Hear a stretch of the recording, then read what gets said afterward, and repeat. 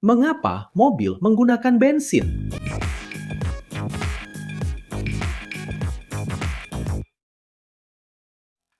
Halo, engenharia detalhada. Pernahkah kamu berpikir tentang alasan mengapa hampir semua mobil yang kita lihat di jalanan menggunakan bensin? Kelihatannya seperti pertanyaan sederhana, tapi jawabannya melibatkan sejarah, kimia, dan banyak kecerdikan. Dalam video ini, kita akan membahas mengapa bensin menjadi bahan bakar utama pada mobil dan apa yang membuatnya begitu istimewa untuk menjalankan mobil.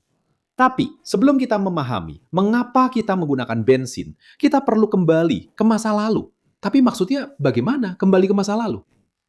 Jadi sejarah bensin sebagai bahan bakar otomotif bermula pada akhir abad ke-19. Karl Benz, seorang insinyur Jerman, membangun pada tahun 1885 mobil pertama yang digerakkan oleh bensin, yaitu Benz Patent Motorwagen. Pada saat itu, ada pilihan bahan bakar lain yang tersedia, seperti minyak diesel dan bahkan uap. Jadi, mengapa bensin yang memenangkan persaingan ini? Jawabannya terletak pada sifat unik dari bahan bakar ini.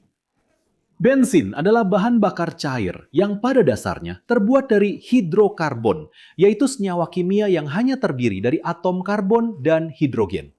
Hidrokarbon ini berasal dari minyak mentah yang diproses di kilang melalui proses yang disebut perengkahan. Tapi apa itu perengkahan? Itu adalah sebuah proses.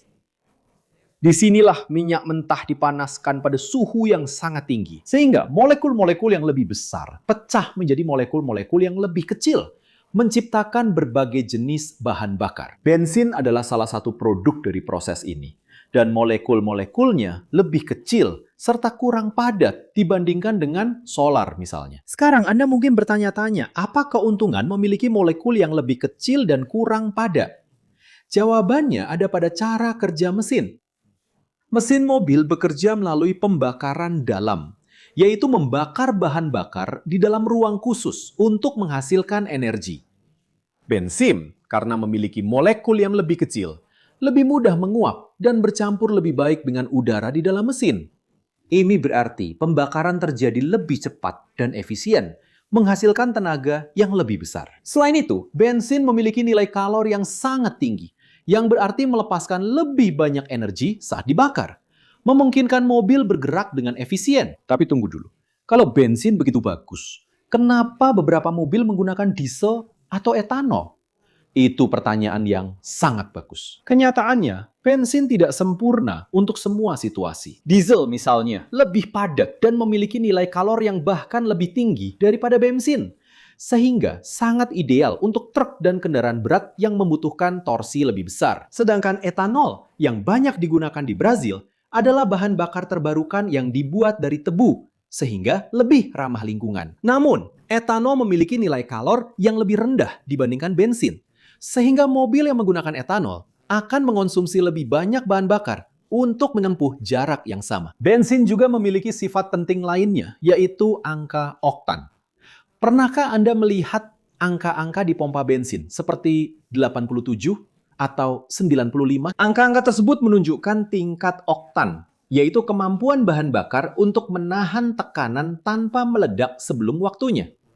Jika bahan bakar meledak sebelum waktunya, hal itu menyebabkan knocking pada mesin dan menurunkan efisiensinya. Bensin dengan oktan yang lebih tinggi lebih tahan terhadap detonasi tersebut, sehingga memungkinkan mesin yang lebih bertenaga bekerja tanpa masalah. Namun, bagaimana bensin bisa mendapatkan sifat ini melalui penambahan aditif khusus selama proses pemurnian? Secara historis, bensin menjadi standar karena melimpah, relatif mudah diproduksi, dan memiliki sifat yang ideal untuk mesin pada masa itu. Ketika sudah jelas bahwa bensin adalah bahan bakar yang sangat baik untuk menggerakkan mobil, tidak butuh waktu lama hingga bensin menjadi bahan bakar utama di abad ke-20. Selain itu, bensin menawarkan keunggulan praktis yang membuatnya populer. Bensin mudah disimpan, dapat dengan mudah diangkut, dan mesin bensin relatif mudah dibuat serta dirawat. Infrastruktur distribusi bensin berkembang sangat pesat di seluruh dunia, dengan SPBU di hampir setiap kota. Dan ini menciptakan sebuah siklus. Semakin banyak mobil yang menggunakan bensin, semakin banyak SPBU yang dibangun, sehingga semakin nyaman menggunakan bensin, yang membuat semakin banyak orang membeli bensin. Sekarang Anda mungkin berpikir, apakah bensin akan terus digunakan selamanya? Nah, jawabannya adalah tidak. Dunia sedang berubah dan teknologi-teknologi baru mulai bermunculan.